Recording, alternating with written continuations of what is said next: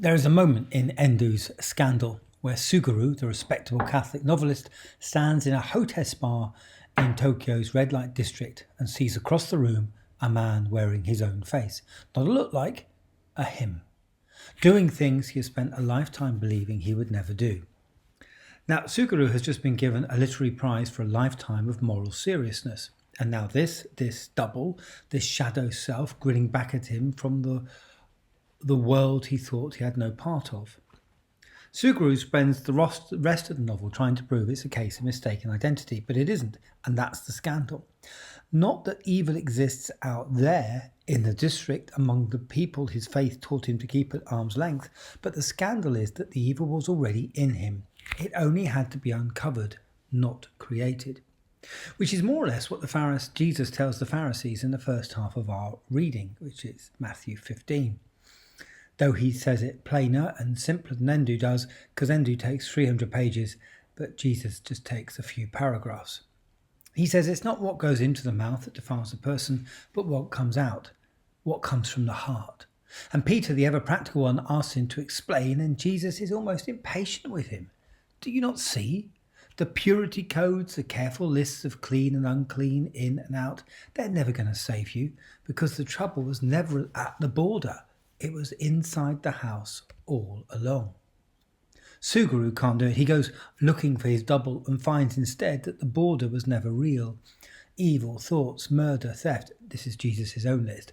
These don't arrive from outside. They come out, Matthew says, like something already resident, finally given a door. Now that's uncomfortable.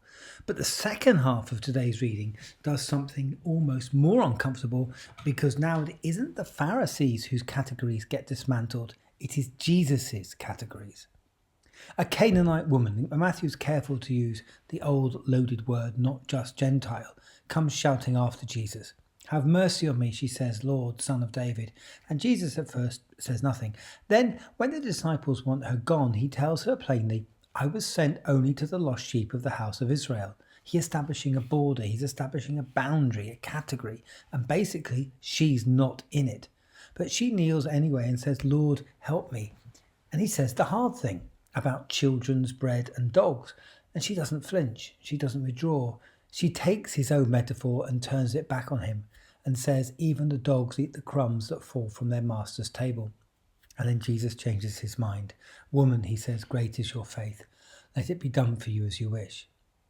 Now, I don't think we're meant to explain this away. I think Matthew wants us to see it as exactly is.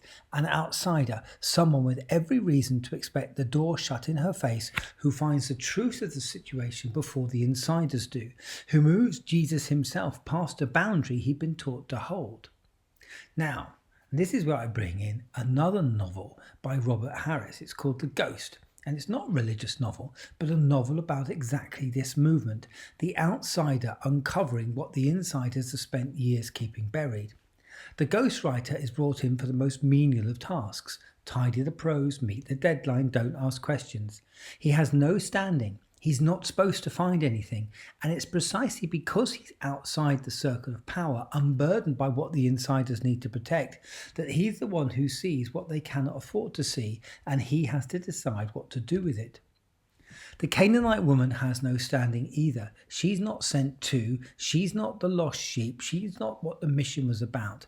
She's the one who sees more clearly than the 12 who've been walking with Jesus for months, what the kingdom actually requires. Now, if you put the two halves together, and something quite bracing emerges.